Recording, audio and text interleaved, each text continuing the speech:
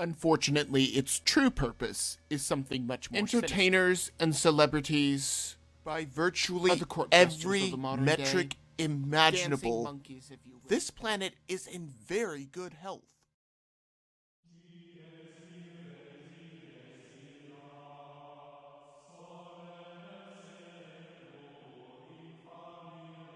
Sleepy Quid Pro Joe has decided that if a boy wants to make believe that he is a girl, that parents should just step to the side and let him indulge this madness. Never mind that parents are supposed to keep children on the straight and narrow and guide them away from sin.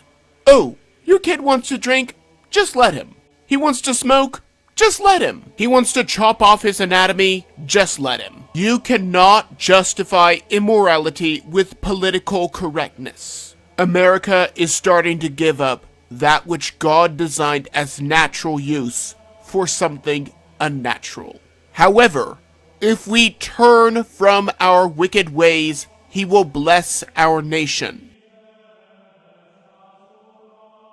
Undoubtedly, you have seen ads like this lately.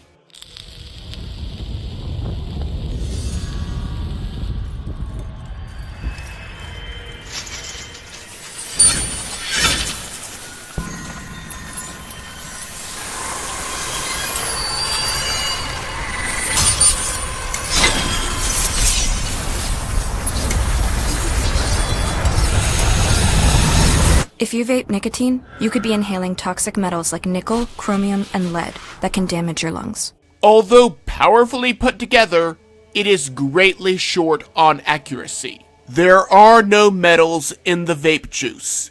It is just water and flavoring. Any metal comes straight from the internal mechanisms, but anything mechanical can break down. I suspect that Big Tobacco is putting out these ads because they stand to lose a fortune over people choosing a healthier option. We have seen this same pattern across history when new technology comes about.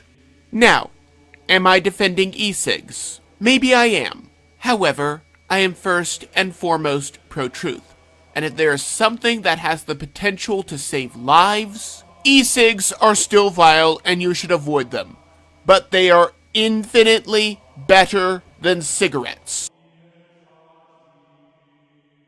Several private Christian colleges across the country are cutting or freezing tuition rates. This is not just a result of the pandemic, because the forces that brought this into play were coming about beforehand. The colleges suspect that this trend will continue. Colleges may be institutions of higher learning, but they are also businesses. If two businesses provide the same service at different costs, people will go to where it is more affordable. Ceteris paribus. Will this price freeze remain in place in the long run? Only time will tell. When Project Veritas revealed that Ilhan Omar was involved in a massive ballot harvesting scam, the fake news went into overdrive trying to cover it up. At first, they claimed that Project Veritas paid off the informants, but this was without evidence. Now they are limiting the story across Facebook and giving it a fake news tag. The claim is that there is no verifiable time frame even though timestamps are used. The publisher also claims that no law was broken even though the perpetrator was caught twice in the video with more than 3 ballots in his possession. If nothing else, this is a crime that we know about. The only way that Democrats can win is by cheating and then hiding the evidence. The United States Postal Service has endorsed a candidate for President of the United States. That is alarming all on its own. However, that is not the end of the story. Since this department is in charge of obtaining all mail-in ballots and absentee ballots, their political position is monumental. Every other day, I see a story in my feed and in the news about more ballots being thrown out. This goes without mentioning ballots being sent to dead people and pets. In Kentucky, a postal worker was fired and may face federal charges after allegedly throwing more than 100 ballots away. There was a similar story out of New Jersey. Even if there was no indication as to the voting preference on the ballot, and there is, the census was designed to distribute seats in the House and funding. Unfortunately, its true purpose is something much more sinister. If you know enough about where a person lives, you can predict how they will vote and throw out all ballots that you may disagree with.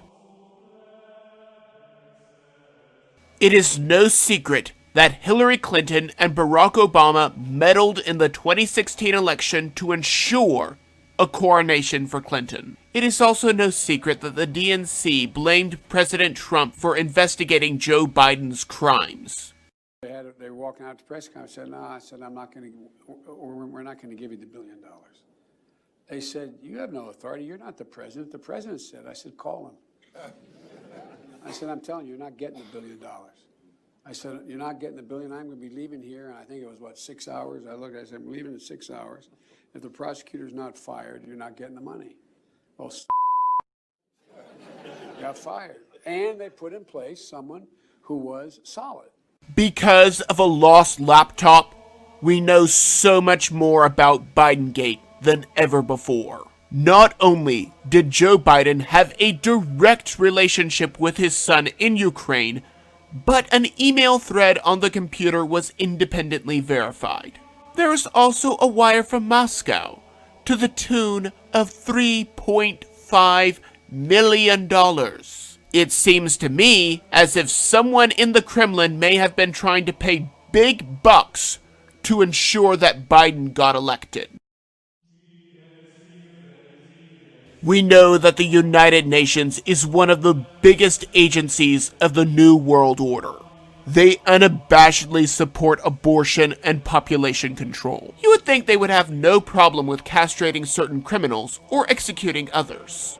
They do have a problem, though. Nigeria planned to castrate rapists and execute pedophiles. Michelle Bachelet is the Commissioner for Human Rights at the UN and has condemned this action as draconian. In other words, she thinks it is too harsh to castrate a man who rapes a woman or execute a grown man that sexually abuses a child. Apparently, the idea that a crime can be punished is more of a deterrent than the punishment itself. The entire organization is an extension of the poison of the Democratic Party.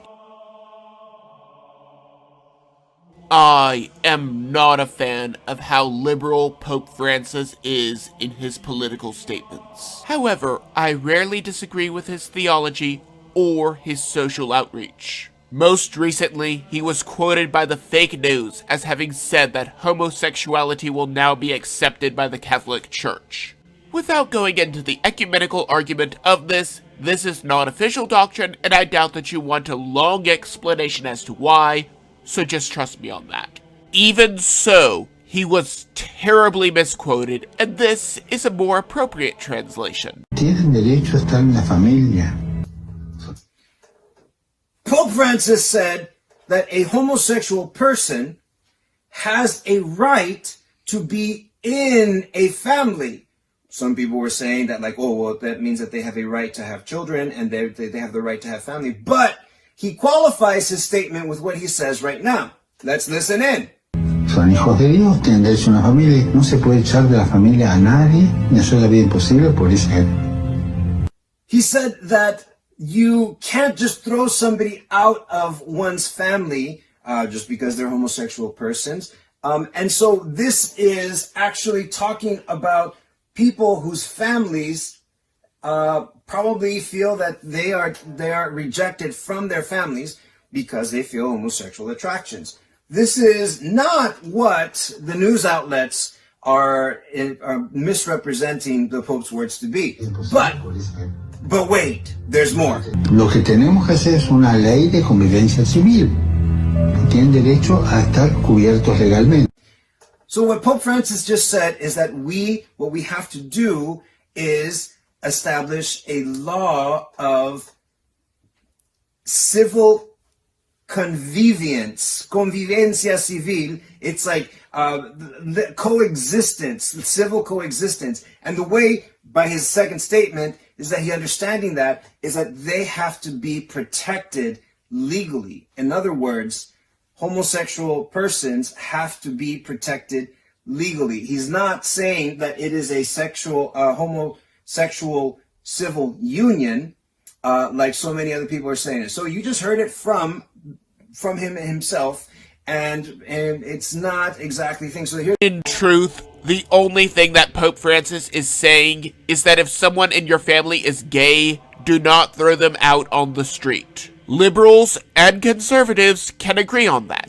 So why did the fake news have to make up a story and run with it? The same reason they always do. The Catholic Church is the highest steeple in the land and led the charge against Obamacare. If they can dismantle the Chair of St. Peter, socialism will be easy to implement. Chinese President Xi ordered his troops to prepare for war. If they do start anything with the United States, they will get a serious beating with Donald Trump as commander-in-chief. If Biden is president, he will try to pacify them or have our troops kneel in place. The people have been told to hoard supplies. If the past is any indication, Xi will use these stored supplies to feed his troops. However, while this is frightening, we also need to worry about some domestic dangers. The Fifth Circuit Court of Appeals has ruled that any ban on dismemberment abortion is unconstitutional.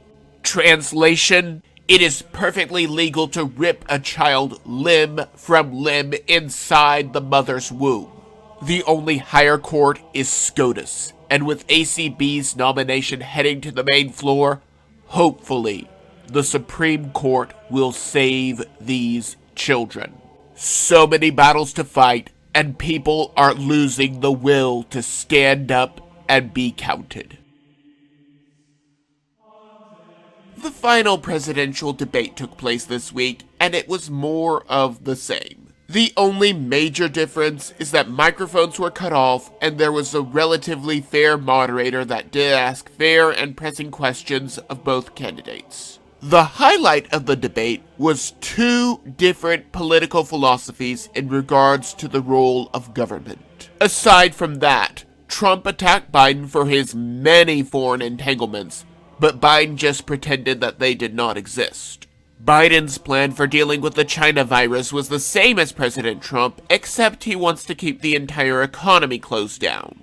Another big difference is that Biden locked up minorities and President Trump set them free. Trump argued for jobs, but Biden continues to use the broken window fallacy in regards to global warming. I know that I am biased, but it is very clear who won the debate. Maybe I'm just blowing smoke. Maybe I'm completely off my rocker, but that is just my opinion.